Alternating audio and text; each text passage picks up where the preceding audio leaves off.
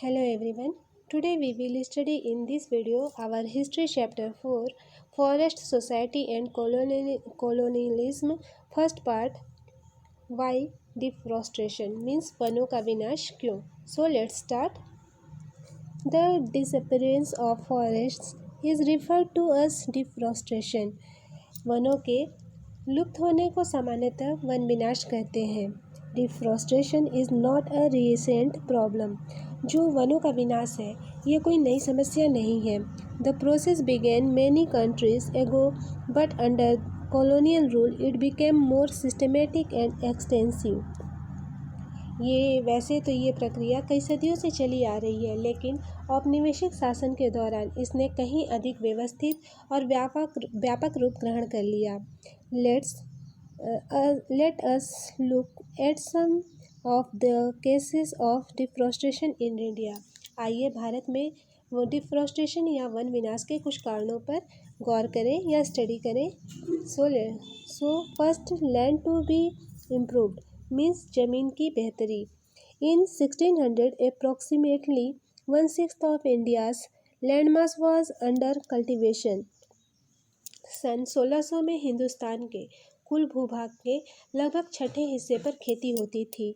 Now that figure has gone up to about half. आज यह आंकड़ा बढ़कर आधे तक पहुंच गया है. As population increased over the centuries and the demand for food went up, peasants extended the boundaries of cultivation, clearing forests and breaking new lands.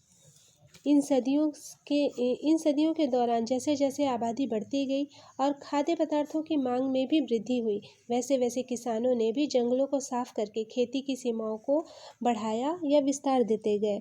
In the colonial period cultivation expanded rapidly for a variety of reasons.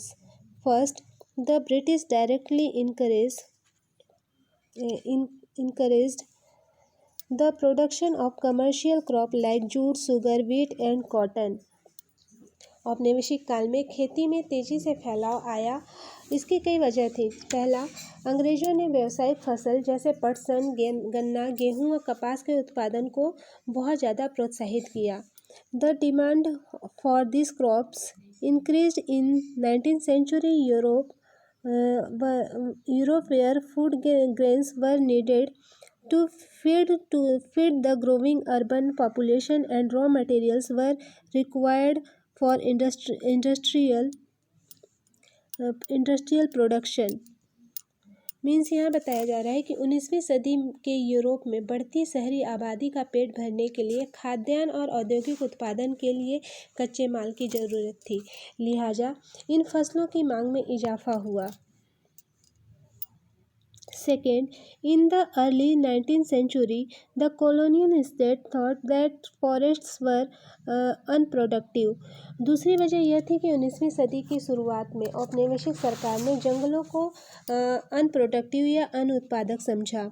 They were considered to be wilderness that had to be brought under cultivation so that the land could yield agricultural products and revenue and enhance the income of the state. So between 1880 and 1920 cultivated area rose by 6.7 million hectares.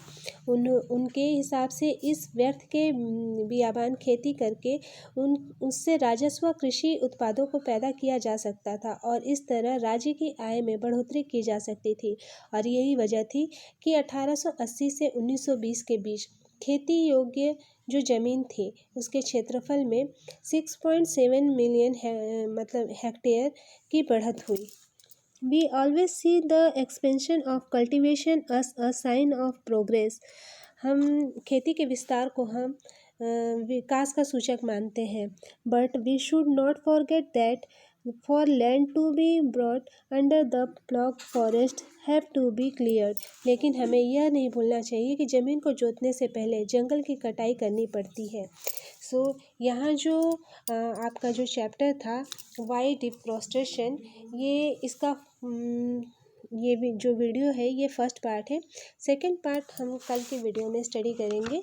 So I hope that you have understood well what was thought in today's video.